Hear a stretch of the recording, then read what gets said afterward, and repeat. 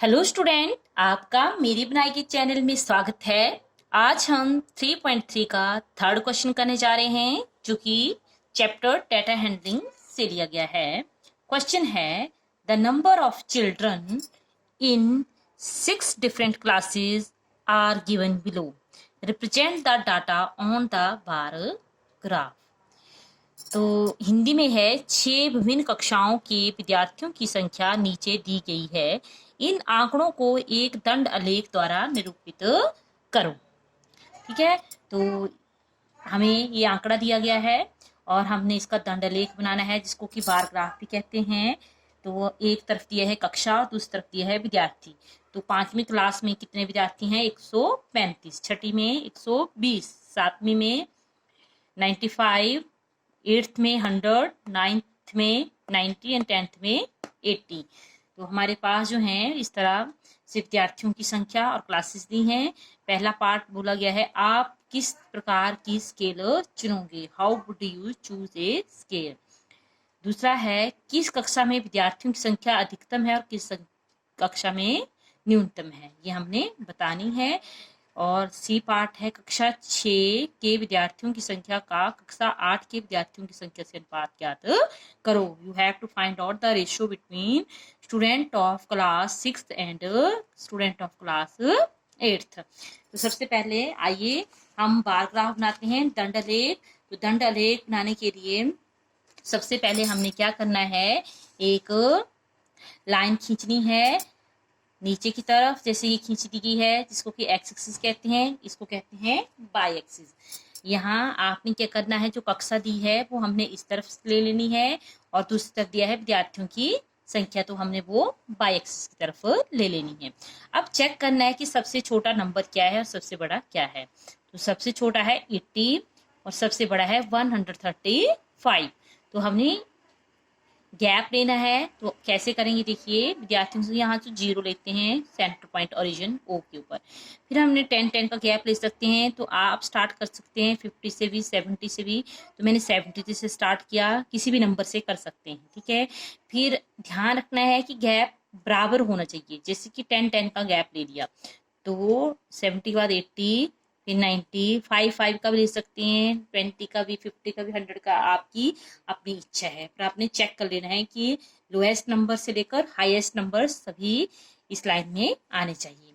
90 हो गया, फिर इसके बाद आएगा 100, 100 के बाद आएगा 110, फिर 120, फिर आता है हमारे पास 130 एंड 140, ठीक है।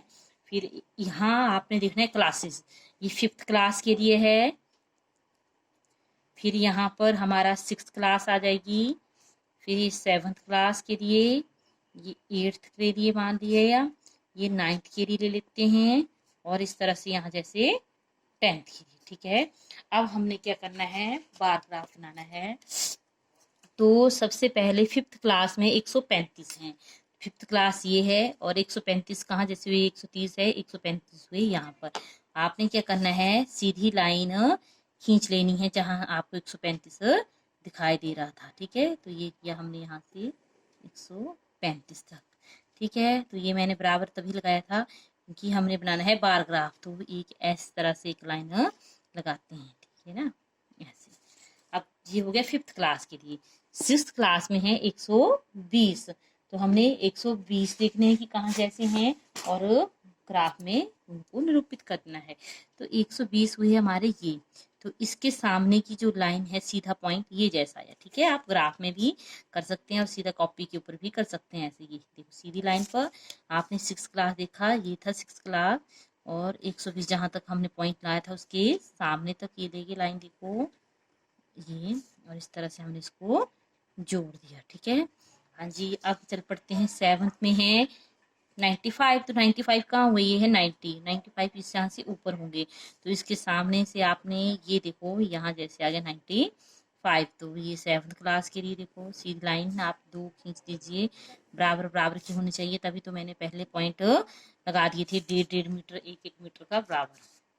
8th क्लास जो है, 8th में है 100, तो 100 देखिए 100 है ये, तो 100 के सामने बिंदु लगा लीजिए आप, देखो ये था 100, तो 100 के सामने यहाँ जैसे आएगा, ठीक है। 8th आ गया ये, यहाँ से इनको जोड़ दिया ऐसे। अब 100 के बाद 90, 9th क्लास में 90, तो 90 ये थे, तो 90 के सामने जो आया वो आ गया ये।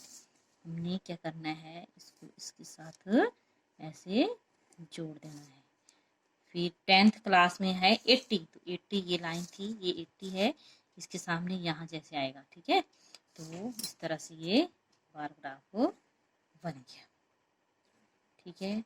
फिर हमें जो क्वेश्चन बोले गए हैं उनका जवाब देते हैं। पहला क्वेश्चन है कि हमने ग्राफ तो बना दिया है, फिर बोला किस कक्षा में विद्यार्थियों की संख्या अधिकतम है। तो सबसे ज्यादा जो है वो किस क्लास में आ रही है, 5th में, तो 5th आएगा इसका अधिकतम संख्या। और साथ में बोला है कि किस कक्षा में न्यूनतम है, which class the student is very minimum. तो सबसे कम जो है वो है 10th क्लास, देखिए सबसे नीचे, और आप यहाँ से भी चेक कर सकते हैं। ये 10th में 80 है और 5th में 135 है। तो दूसरा जो इसका पार्ट होगा उसमें आएगा 10th क्लास, ठीक है। और इसका लास्ट पार्ट देखते हैं, कक्षा 6 के विद्यार्थियों की संख्या का कक्षा 8 के विद्यार्थियों की संख्या से अनुपात। तो अनुपात का मतलब होता है, रेशो का मतलब होता है डिवाइड। तो आपने क्या करना है, कक्षा 6 के विद्यार्थी देखने हैं, तो आप यहाँ से सिंपली भी देख सकते हैं कक्षा 6 में कितने विद्यार्थी हैं, 120। और कक्षा 8th में कितने हैं, 8th में बोला गया है, तो 8th में है हमारे पास 100 से डिवाइड कर देंगे। आपको पता है 2 जीरो हैं, 2 अंक छोड़ के हमने पॉइंट लगा देना है इस तरह से, और ये हमारा आंसर हो गया। आशा करती हूँ आपको मेरा समझाया गया क्वेश्चन समझ आ गया हो। अगर मेरी वीडियोस पसंद आ रही हो, please please like share and subscribe my channel. Bye bye, take care.